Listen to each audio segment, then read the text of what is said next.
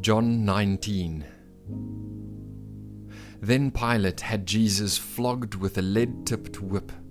The soldiers wove a crown of thorns and put it on his head, and they put a purple robe on him. "Hail, King of the Jews!" they mocked as they slapped him across the face. Pilate went outside again and said to the people, "I am going to bring him out to you now, but understand clearly that I find him not guilty." Then Jesus came out wearing the crown of thorns and the purple robe, and Pilate said, "Look, here is the man." When they saw him, the leading priests and temple guards began shouting, "Crucify him! Crucify him!" "Take him yourselves and crucify him," Pilate said. "I find him not guilty." The Jewish leaders replied, "By our law he ought to die because he called himself the Son of God." When Pilate heard this, he was more frightened than ever. He took Jesus back into the headquarters again and asked him, "Where are you from?" But Jesus gave no answer. "Why don't you talk to me?" Pilate demanded. "Don't you realize that I have the power to release you or crucify you?" Then Jesus said, "You would have no power over me at all unless it were given to you from above. So the one who handed me over to you has the greater sin." Then Pilate tried to release him, but the Jewish leaders shouted, "If you release this man, you are no friend of Caesar. Anyone who declares himself a king is a rebel against Caesar." When they said this, Pilate brought Jesus out to them again. Then Pilate sat down on the judgment seat on the platform that is called the Stone Pavement, in Hebrew, Gabbatha. It was now about noon on the day of preparation for the Passover, and Pilate said to the people, "Look, here is your king." "Away with him," they yelled. "Away with him! Crucify him!" "What? Crucify your king?" Pilate asked. "We have no king but Caesar," the leading priests shouted back.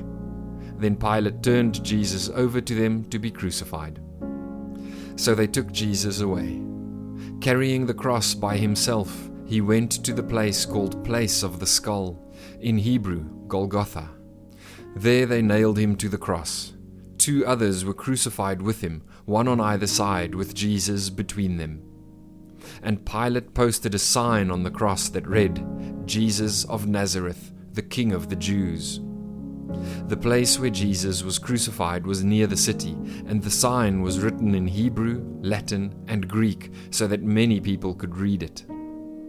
Then the leading priests objected and said to Pilate, "Change it from 'the King of the Jews' to 'He said, I am King of the Jews.'" Pilate replied, "No, what I have written, I have written." When the soldiers had crucified Jesus, they divided his clothes among the 4 of them. They also took his robe, but it was seamless, woven in one piece from top to bottom. So they said, "Rather than tearing it apart, let's throw dice for it." This fulfilled the scripture that says, "They divided my garments among themselves and threw dice for my clothing." So that is what they did. Standing near the cross were Jesus' mother and his mother's sister, Mary, the wife of Clopas, and Mary Magdalene. When Jesus saw his mother standing there beside the disciple he loved, he said to her, "Dear woman, here is your son." And he said to this disciple, "Here is your mother." And from then on, this disciple took her into his home. Jesus knew that his mission was now finished, and to fulfill scripture, he said, "I am thirsty." A jar of sour wine was sitting there, so they soaked a sponge in it, put it on a hyssop branch, and held it up to his lips. When Jesus had tasted it, he said, "It is finished." Then he bowed his head and gave up his spirit.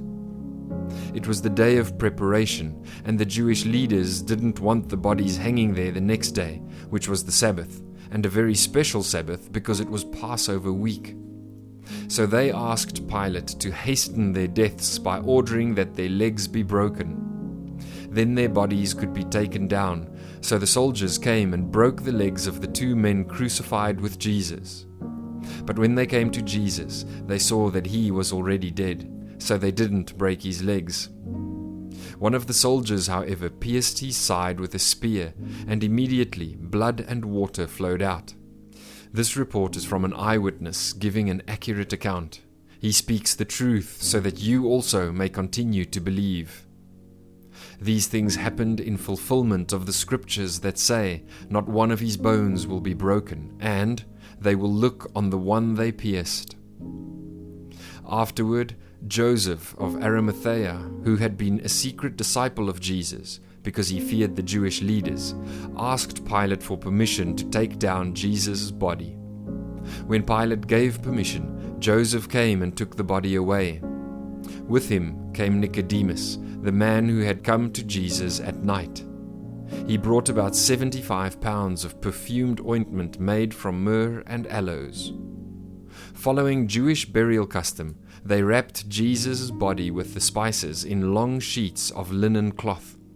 The place of crucifixion was near a garden where there was a new tomb never used before. And so, because it was the day of preparation for the Jewish Passover, and since the tomb was close at hand, they laid Jesus there.